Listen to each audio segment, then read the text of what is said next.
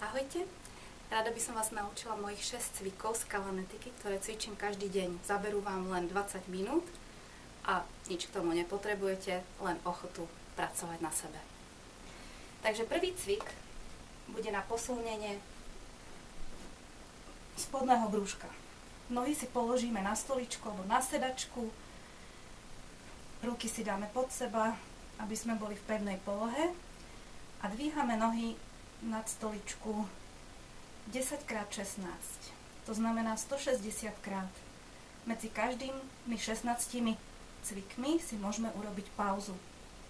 Ja väčšinou robím 5x16, potom už naozaj nevládzem a je dobré si chrbát pritlačiť k podložke, aby sme naozaj posilňovali spodné brúško.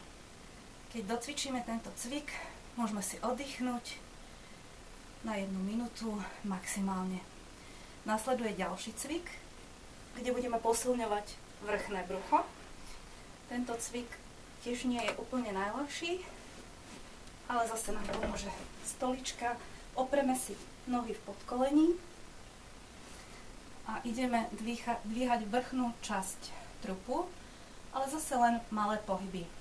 Môžete cvičiť takto alebo takto. Ja mám radšej toto. Takže 10x16. 1, 2, 3, 4, 5, 6 a tak ďalej.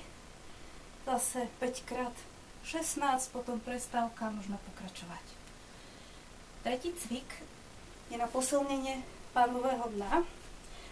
To znamená, že musíme stiahnuť zadoček, všetko, čo máme vnútri. Určite nám to pomôže. Veľmi jednoduchý. Kmitáme 10x16. Tento sa dá spraviť naraz.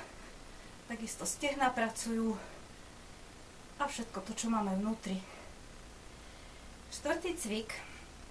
A už budeme precvičovať stehná a zadok. Stoličku odložíme, opreme sa lakťom o vankúšik a telo si dáme do jednej línie, spodnú nohu do pravého úhlu a vrchnú dvíhame. Takto nám pracuje zadoček. Keď urobíme takto, tak nám viacej pracuje stehno. Pohyby nemusia byť veľké, ale pravidelné a zase 10x16. Keď nevládzeme, spravíme si prestávku, vystrečujeme, čo nás bolí a pokračujeme ďalej. To isté na druhú stranu. Z tohto cviku môžeme automaticky prejsť do ďalšieho cviku. A to je cvik na posilnenie vnútorných stehien. Veľmi jednoducho držíme si nohu a spodnou kmitáme 10x16. Tak, máme za sebou 5 cvikov. Samozrejme nohy na každú stranu. A posledný cvik je na to, aby sme mali aj krásny driek.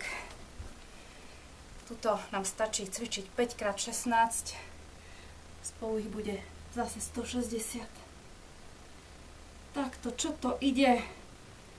Naťahujeme ruku, driek a takisto nám pracuje aj priečný brušný sval.